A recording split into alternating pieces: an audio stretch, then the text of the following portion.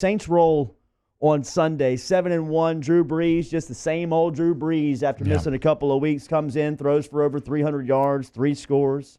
Looks good doing it. Mike Thomas looks like he's got a chance to possibly overtake Marvin Harrison's NFL single-season receptions record that he got back in 2002 when Thomas entered Sunday's game. He had 11 catches yesterday, Thomas did, for 112 yards. So that's on the season. He's got 73 receptions for just under 900, right at 875.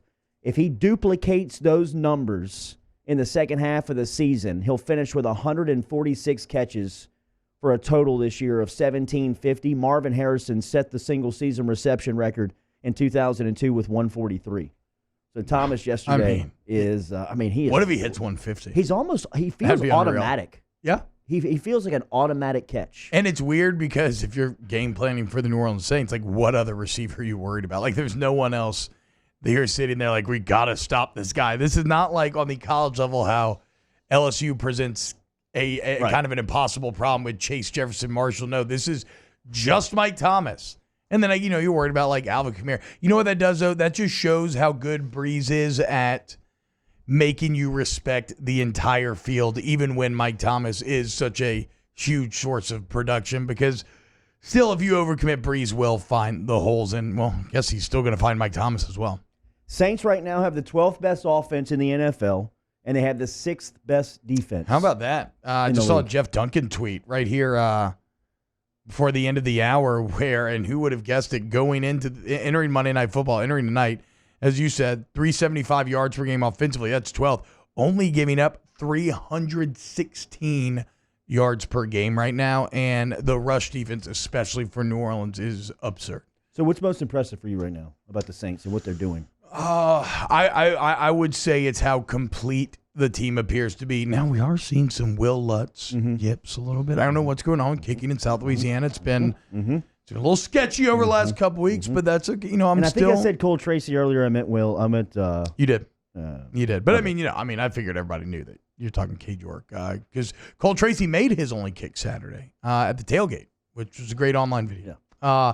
That said, I think what is most impressive about the Saints is how complete they appear to be. Alvin Kamara goes down. Okay, well, you know what? Latavius Murray stepped up in a big way. Drew Brees goes down. Bridgewater steps up.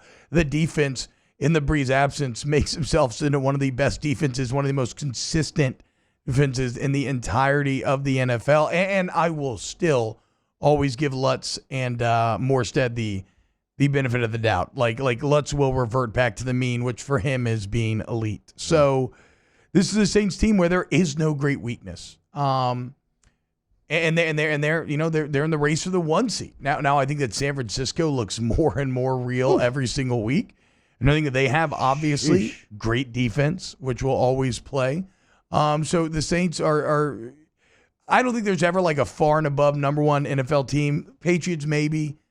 I don't know what to make of the Patriots because they really, really have not played anyone. Like, I have played a horrendous schedule, but then they've beaten the hell out of everyone, so they're doing what you do against a bad schedule. But the Saints are in that handful. They're in that 4 teams, 5 teams. They're the best in the NFL, and it's because from a roster standpoint, they are just they have depth at every position. It's wild how injury-proof this New Orleans Saints roster appears to be.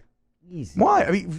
What are you talking about? What's there to jinx? Brees just missed 6 weeks and you were fine, or 5 weeks and you had no problem. Like, it is what it is, man. It's football. Whatever's going to happen is going to happen. I need tickets to that December 8th game versus San Francisco.